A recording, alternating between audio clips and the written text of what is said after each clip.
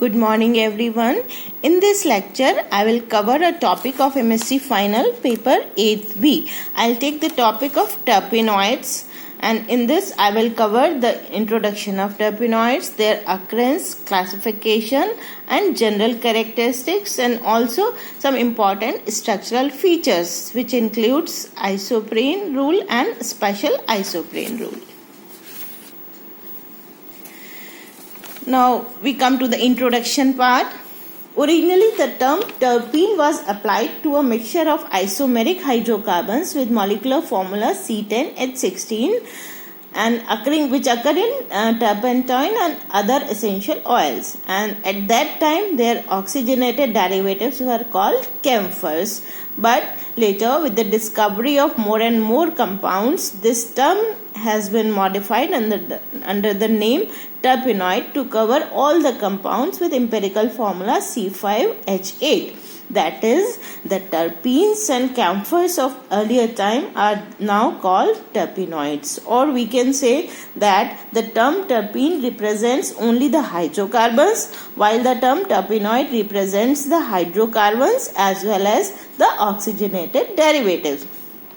So, all the terpenes are terpenoid but not vice versa. But even now, in some books, we find the term terpene is still in use. Now, occurrence. In everyday life, we see that the fruits, flowers, leaves, stems, bark of almost all the plants have certain pleasant odor in them. This pleasant odor is due to the presence of essential oils in them, and among the chief constituents of essential oils are terpenoids up to carbon atom 15.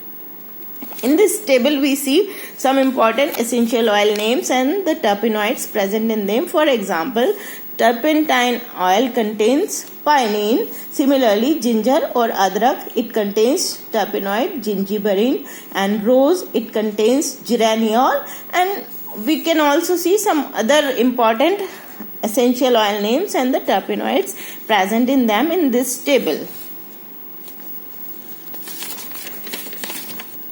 Now we come to the classification. The most important feature of terpenoids is that when they are subjected to heat or destructive distillation, they yield isoprene as one of the products. So, broadly, terpenoids have been classified on the basis of number of isoprene units present in their structure.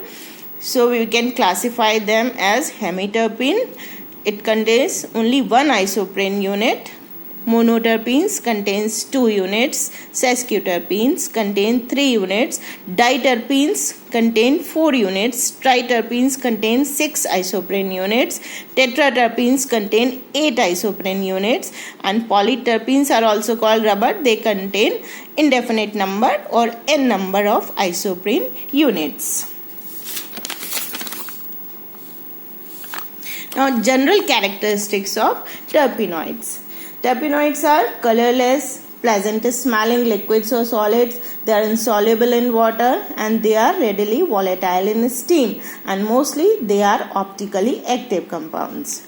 And due to the presence of one or more double bonds, as I said earlier, they contain isoprene as one of the monomeric units in their structure. So they may contain one or more double bonds. So due to the presence of double bonds, they add on the olefinic reagents like halogens, halogen acids, nitrosyl chloride, which is called Tilden's reagent, and nitrosyl bromide, etc. And some of the terpenoids may have conjugated system of double bonds, so they undergo Diels-Alder reaction, and they are very easily oxidized nearly by all the oxidizing agents.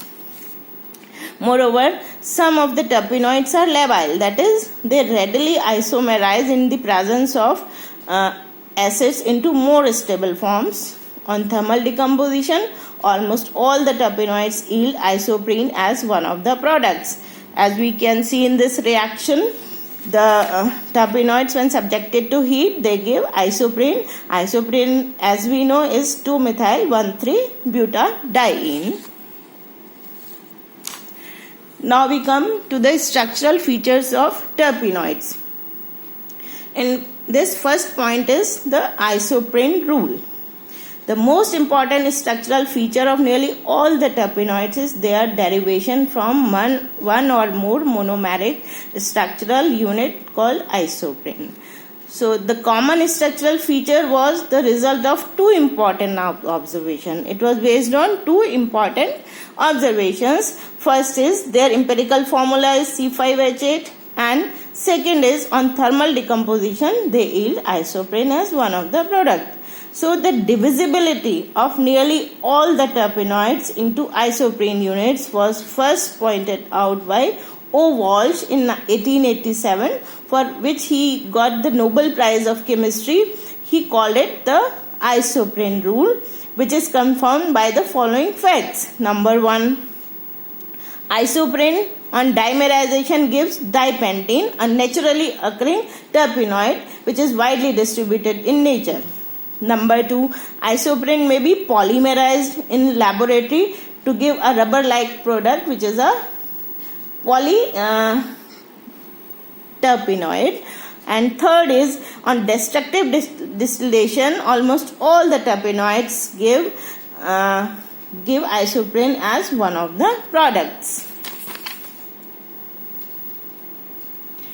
Now, special isoprene rule. Ingold in 1925 formulated the special isoprene rule, and the special isoprene rule states that the isoprene units in terpenoids are usually joined in head-to-tail linkages. That is, in them 1,4 linkages are present. For example, in a terpenoid of molecular formula C10H16, the isoprene units are linked in the following manner. As we can see, the branched end of the isoprene is called head and the other end is called tail. So if two isoprene units are present, then they are joined in. Tail of one isoprene unit is joined to the head of the other isoprene unit.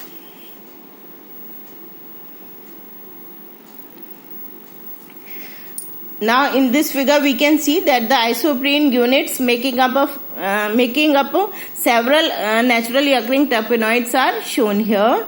In second example, in first we can see there is only one isoprene unit, that is called isoprene, and in the second we can see two isoprene units are present, that is this compound is called myrcene, and in this we can see the two isoprene units are joined in head to tail fashion, and it is a open chain structure. It is acyclic terpenoid. In the third example, it is limonene. It also has two isoprene units which are joined in head to tail fashion, and it is a cyclic compounds. Now we can in everyday practice these are the summary of only experience. What is the isoprene rule and the special isoprene rule? But they are of great value as working hypothesis in structure determination of terpenoids, but we should note that these are not natural laws. There may be some exceptions also where the isoprene rule and the special isoprene rule are not followed. For example, in the compound krypton, if we say that isoprene rule is followed in all terpenoids, then it should have carbon atoms in the multiple of 5, because isoprene has the empirical formula C5H16. But in this compound krypton, we see that only 9 carbon atoms are present in it instead of 10. Similarly, in the compound lavandulol, the 2 isoprene units are not joined in head to tail fashion. That is, 3-4 linkages are present in this.